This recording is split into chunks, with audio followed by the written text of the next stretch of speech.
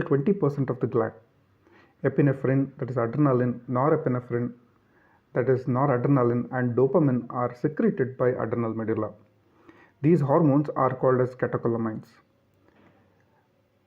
Adrenal medulla secretes epinephrine and norepinephrine in response to sympathetic stimulation.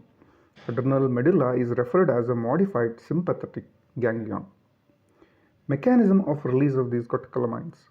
Stimulation of preganglionic splanchnic fibers release the neurotransmitter acetylcholine, which stimulates medullary chromaffin cells by promoting inward movement of calcium. Then it leads to secretion of epinephrine and norepinephrine in the blood by exocytosis.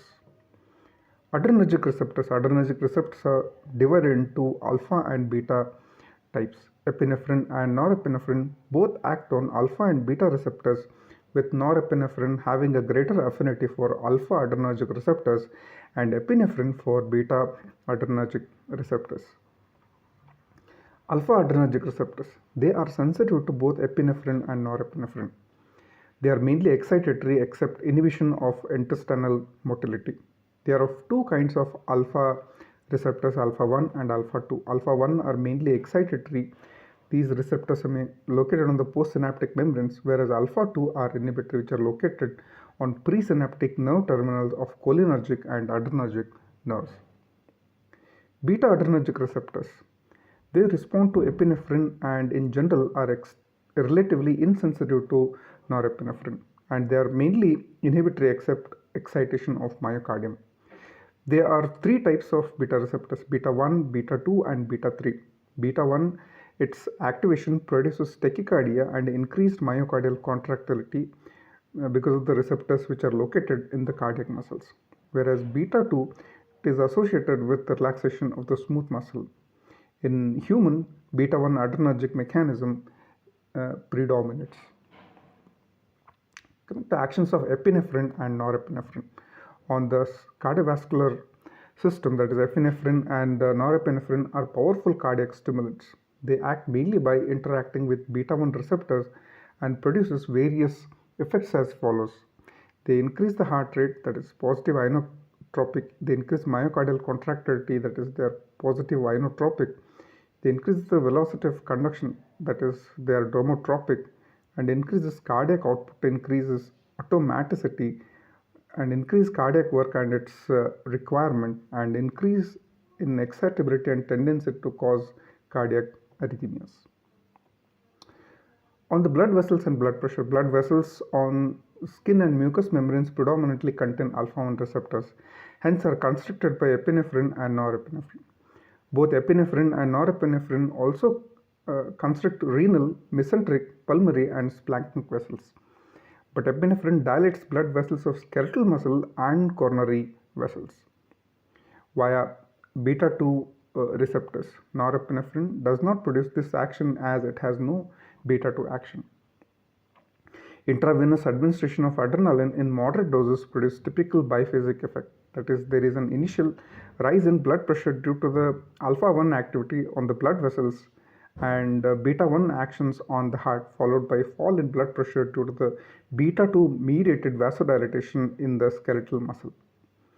Administration of adrenaline after alpha blocker produces only a fall in BP, that is which is mediated by beta 2 receptors, and this is referred as Dale's vasomotor reversal. The effect on the metabolism, that is carbohydrate metabolism. Catecholamines increase blood sugar via beta 2 receptor. They increase glycogenolysis by increasing phosphorylase activity via alpha receptors and increase glycogenolysis by increasing intracellular calcium levels. Catecholamines via beta 2 receptor increase the secretion of insulin and glucagon, but they inhibit the secretion of these hormones via alpha receptors.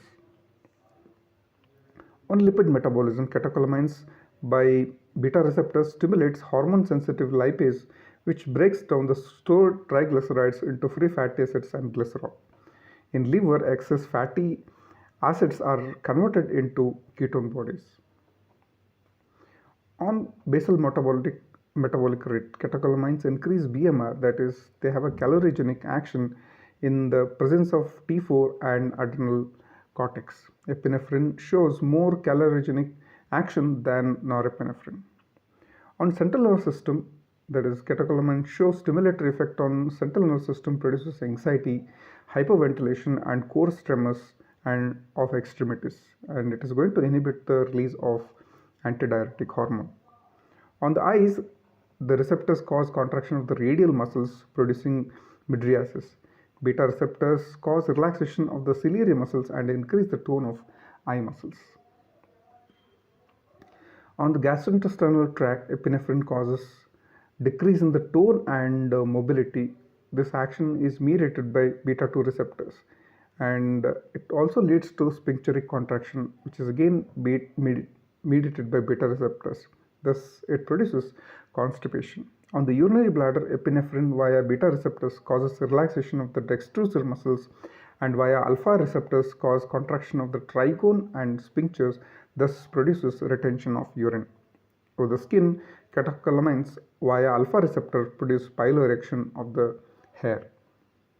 On sweat glands, they produce localized sweating of palm and sole, which is called as adrenergic sweating. On skeletal muscles, it is going to improve the skeletal muscle blood flow via beta 2 receptor and increases force of contraction.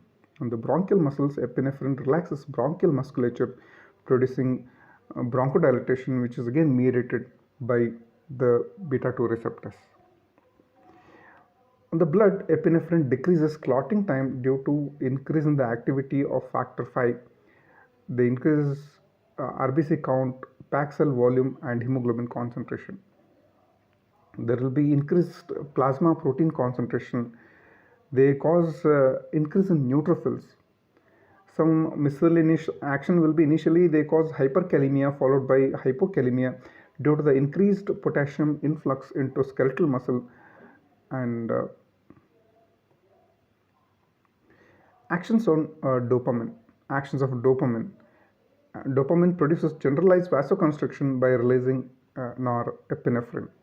It increases contractility of heart via beta receptors, and it is going to increase systolic blood pressure, and it does not affect diastolic blood pressure.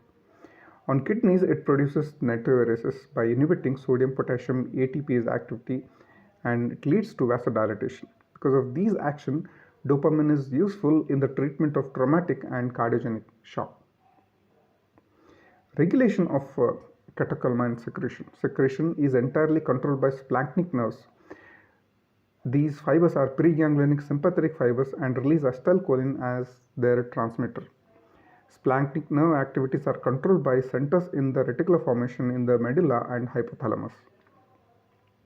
Adrenal medullary activation occurs as a part of sympathetic response to any emergency situations like fear, anxiety, pain, trauma, hemorrhage, and hypoxia.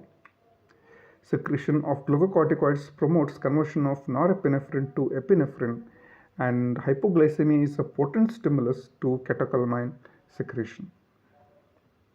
Some of the applied aspects related to adrenal medulla. Hyposecretion of catecholamines. It usually produces no clinical signs and symptoms because catecholamine production from sympathetic nerve endings appear to satisfy the normal biological requirements. Hypersecretion of catecholamines seen in tumors of chromaffin tissue called pheochromocytoma. Some of the features of pheochromocytoma are there is a sustained hypertension, headache, there will be sweating, anxiety, palpitation and chest pain. There will be increased body temperature, there will be hyperglycemia, glycosuria, and there will be increased basal metabolic rate. There will be increased urinary excretion of catecholamines, metanephrines and VMA, that is